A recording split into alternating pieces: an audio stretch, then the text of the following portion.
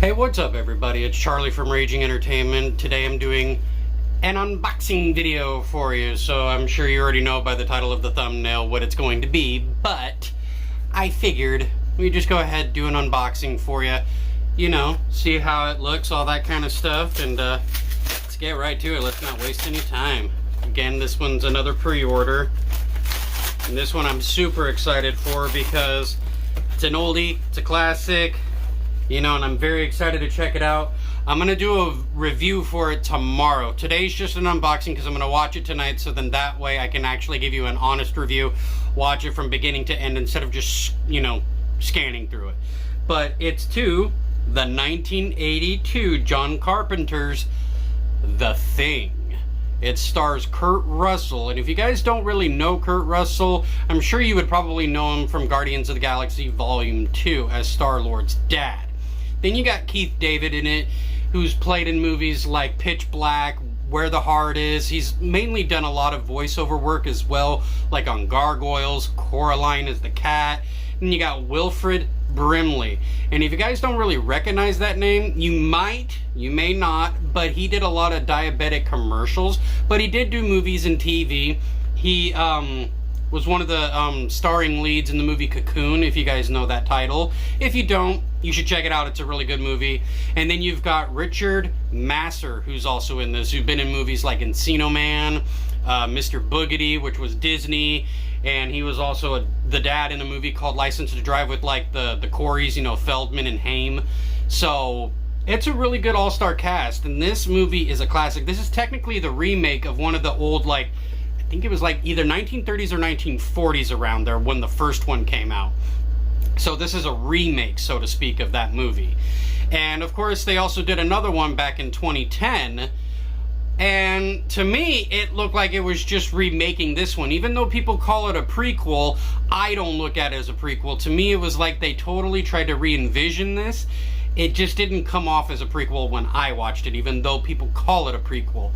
But anyway, let's go ahead and open up this bad boy. See, I take off the slip cover. So you got the slip cover, you got the spine right there. Hopefully it's showing up for you guys if I can try to get the blur out right there. But okay, let's, probably nothing too special. Let me grab trusty guitar pick to, you know, take the plastic off, and it looked like it already had a slit in it actually, so that's a good thing, because then it's not too much of a struggle. But I am very excited to have this because this is a classic horror movie, and it's one of the first horror movies I saw as a kid too. Now, my very first movie was Nightmare on Elm Street that I can actually remember, and I happened to be like 5 years old at that time. So The Thing was already out when I was born. And so I think around like maybe between 8 and 10 is when I actually got to see this movie. I think I was around 8 though when I actually got to see it. And I'm not gonna lie, I did not recognize Kurt Russell when I first saw this movie. And when I found out it was him, I was like, no way. Because he kind of looked like my dad a little bit, because he had the really burly beard, long, you know, wavy type of hair, and it's a good movie. So let me go ahead, open it. Let me take out anything that's not supposed to be on the YouTube for people to just go ahead and grab. But okay, so nothing too special. It's still the standard artwork, so you got that, and then you've got the back if you guys want to pause, kind of read it, and of course the spine just like the slipcover, so it's the same artwork. I highly doubt that there's any reversed artwork, and no, there's not. But then you've got the 4K, you've got the Blu-ray right here, and it looks like the Blu-ray is not even a remaster, it's the, you know, the more current, like last one that they did. But there are the discs right there, so you got the 4K, you got the Blu-ray. Yeah, I'm very excited to check this out and give you guys my honest opinion on how the transfer is, especially for practical effects, you know what I mean? And yeah, and this it's just a classic, especially for John Carpenter. I love a lot of his movies. You know, I even like that John Carpenter's Vampires. I like that one. And I know it has James Woods in it, and I'm not really like, say, I don't agree with his political views or whatever, but that's not the point of this.